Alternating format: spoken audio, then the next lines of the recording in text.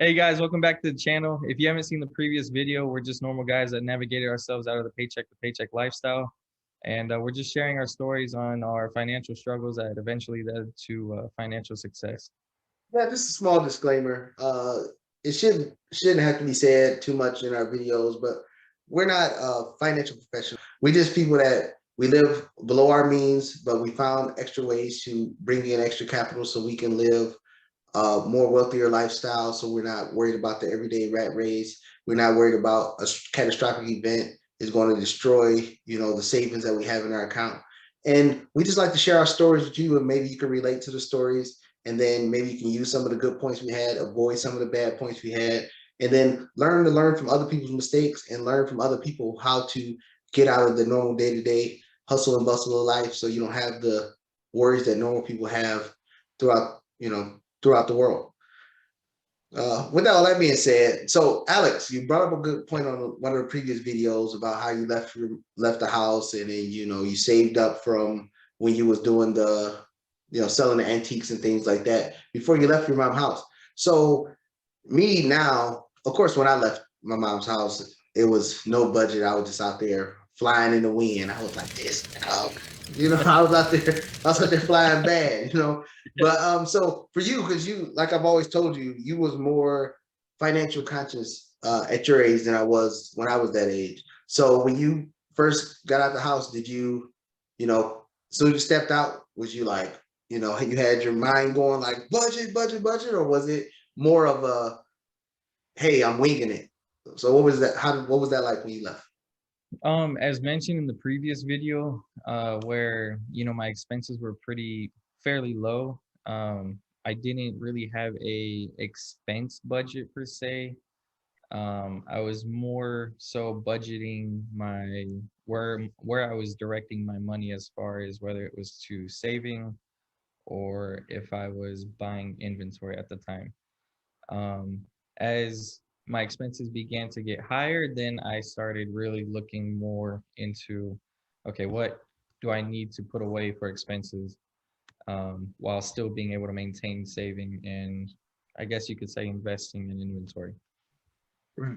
Right. And one quick call out, and this is something I noticed when I go through the internet and then I, listen to these quote unquote financial gurus and things like that. They always tell people, hey, you need the budget, you need the budget, you need the budget. With that inherent thinking that people know how to budget. So today we're going to try to do an exercise where we actually pull up an actual budget and then we try to fill it in just to give people insight, show them where to go and how to pull up a budget online free, and then they can fill it out on a month-to-month basis and to start showing them where their money is going.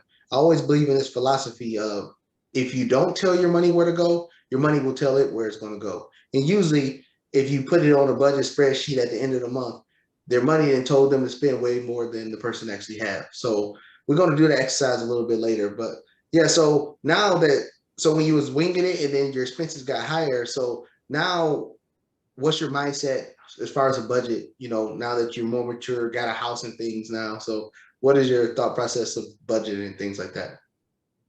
It's totally different for sure. I mean, I do have a written out budget, but I think my mentality on investing now is way more extreme. So by all means, I put investing over my expenses first. Um, Right.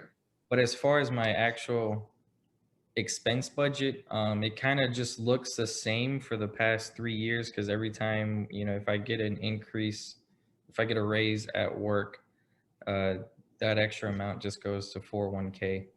So I haven't seen an actual pay raise in like 3 years because it's like the same pay. So so when you go out and you get a pay raise, you don't go buy the latest Jordans, you don't get a new car, you don't because you're in a higher position. Do you get a car that fits the position? Did you do that? No, I was driving a man. Every person I know can tell you, I was driving a 2007 Honda Civic until recently where I sold it. But no, I mean, not at all. No, just, and I don't even like Jordans, so there's that.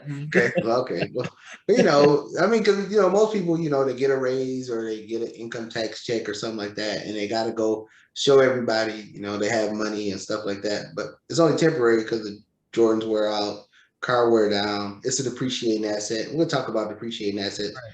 in a later video, but those are just the, questions that I had wondering. Because again, like I said, you're more astute than I was at your age. When I was 22, it was budget looked more like alcohol, alcohol, alcohol, alcohol. Then I had a car payment. That was it.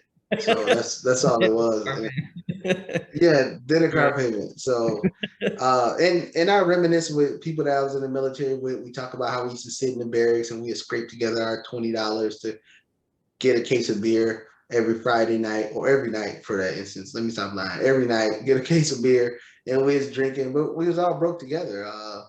The military lifestyle, I think when I first joined, I was making like $600 a month.